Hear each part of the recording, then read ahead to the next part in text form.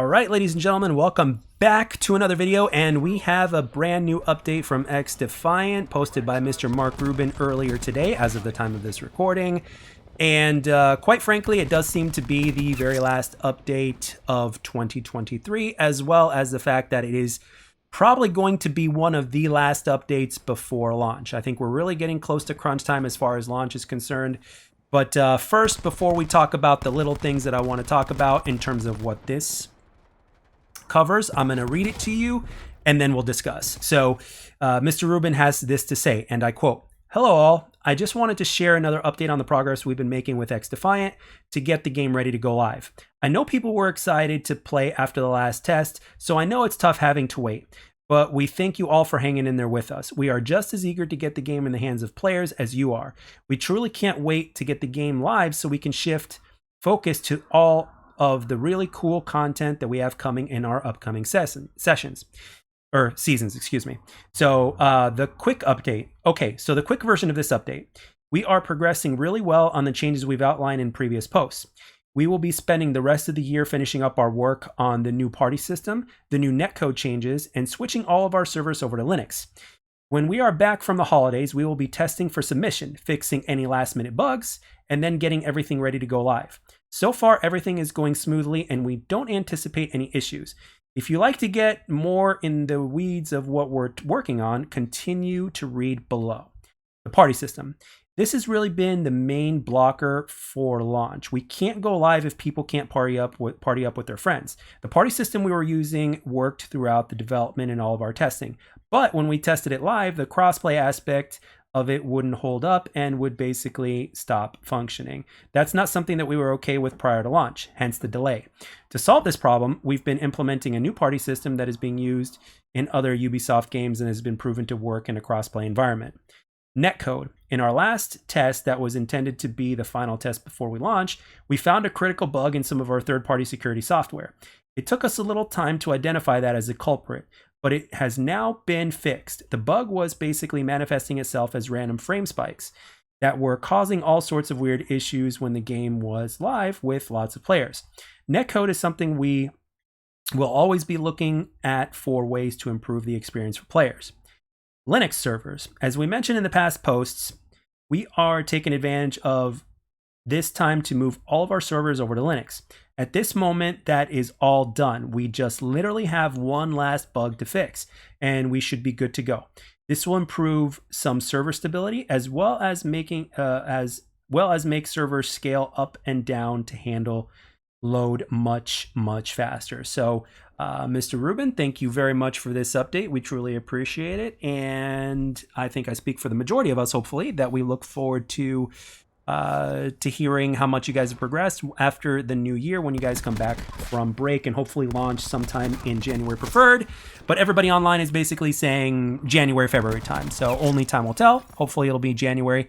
And what this update also tells me is, like, I mean, they've already had 2 beta sessions. They don't really need to have a submission process in order to have like a beta, to my knowledge, if I remember Mr. Rubin's words, like in one of his previous updates correctly. So basically, since they don't have to have that, when they mention in this update, when Mark Rubin mentions in this update that they're, you know, getting ready to submit, as he did in his quick update, I believe, then that just goes to show you that they're pretty much thinking about launch. So this is one of the reasons why I'm leaning more towards January than February, although, you know, things could still happen, but at the same time, that doesn't really seem to be the case because there's already been a delay. They've identified the problem, they're fixing the problem. So in terms of where they want to be, I think, especially with all these problems that have manifested, I think that obviously, since they're pretty much done with these problems, I think that the game is actually going to launch even better than it was originally intended, especially with the server changes all the way to Linux. So you couple all these things together, all these little things, you put them all together, it actually makes a big difference.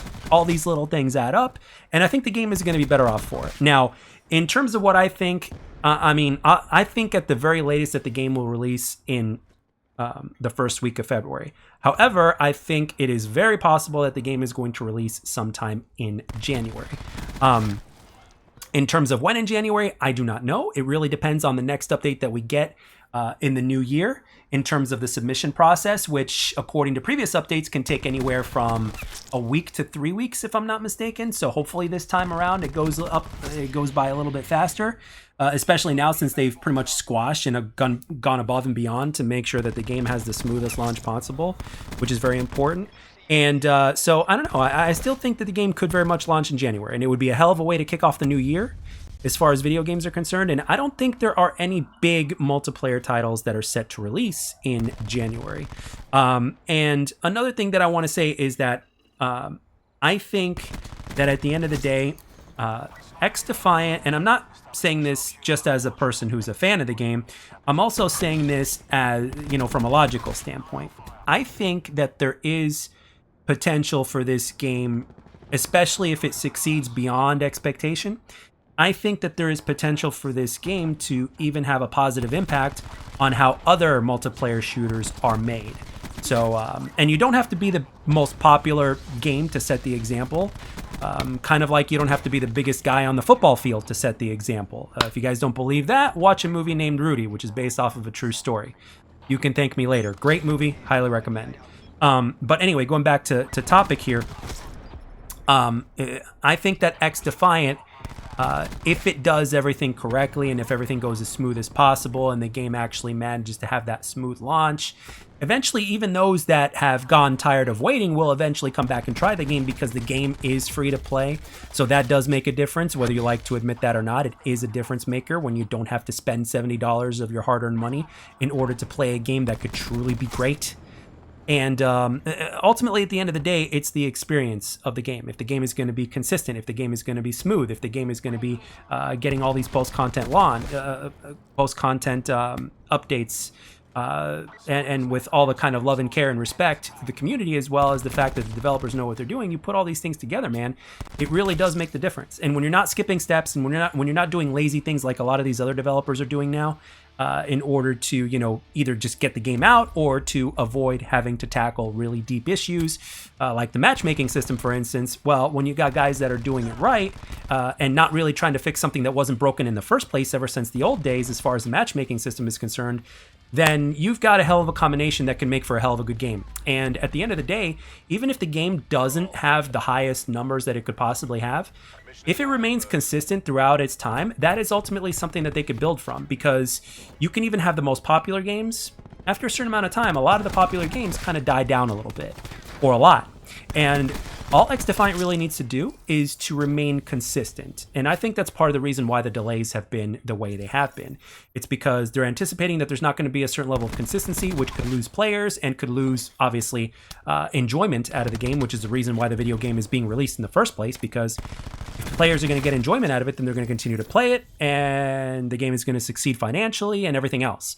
So ultimately, at the end of the day, these guys did not want to compromise on that front, especially when they're talking about the party system, because one of the things that has been popular ever since the iteration of multiplayer first-person shooter video games, especially on console, is playing with friends. That has been something, it's a tale as old as time. Now, I know a lot of us that are listening to this video right now may very well be solo players, and that's great, but the vast majority of people actually like playing together. And as a matter of fact, having that option, even if you are a solo player, having that option to be able to play with friends regardless of whatever system they're on is a great option to have. And every once in a while you will do it, especially if a game is truly casual without SBMM and EOMM in the casual playlist, so to speak, right? I mean, yes, we know there's going to be an MMR in terms of team balancing, but ping will be king, and then after that the teams will be balanced.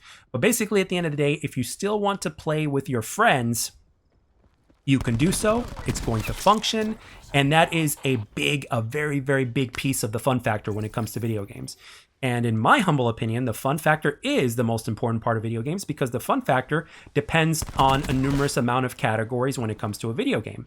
When the game looks good enough, it's going to be even more fun to play. But it's going to be even more fun to play when it feels good to play, and when it's addictive, and when it makes you want to come back, and when you get that kill and it feels good and you get that spike of dopamine, right?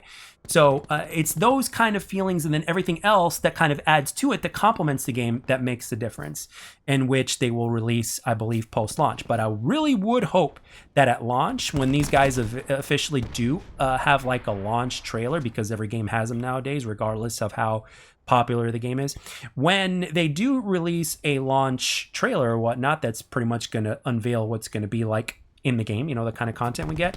Hopefully we will get more content than we did at beta. And the biggest thing that I'm looking at right now when I say this is the progression system. I would really like for them to release with a prestige progression system, and hopefully not a preseason. Like, if anything, release a preseason for ranked, obviously, or something like that. But when it comes to the full launch of the game, I think casual should have a full-on prestige system. And it's simple as that. I think it's something that needs to happen. It's part of what keeps players coming back, and plus you got the challenge system that goes with it, and then everything else. But again, for someone like me personally, better late than never. If they do release it post-launch, that's fine. But again, we are not the majority of the community. You know, unless historic facts say otherwise, we're not the majority of the community. The majority of us really just want to play the game, and that's it. But at the same time, there's got to be a little bit more to it than that. We don't want players to get bored within the first month, and hopefully the majority of us will not. And at the end of the day, if the game feels good, I don't see why not. So if people stuck with Halo for as long as they did, and then people are actually coming back to that game, I'm pretty sure XDefiant can pretty much do the same and or avoid all the mistakes that Halo made altogether. But anyway, guys, that's all I got for this one. This video lasted a little bit longer than I wanted it to, but at the same time, I wanted to be as transparent and kind of give you guys thoughts on where I was coming from and where my mindset is as a player and as a content creator and as someone who is a fan of XDefiant personally. And with that being said, I'd like to know down in the comment section, what do you guys think? Where do you guys stand on this? Are you still hyped for the game and everything else? Let everything be known down below. And as always, I'd like to thank everybody for taking the time to watch and or listen. And I'll catch you guys on the next one. See ya.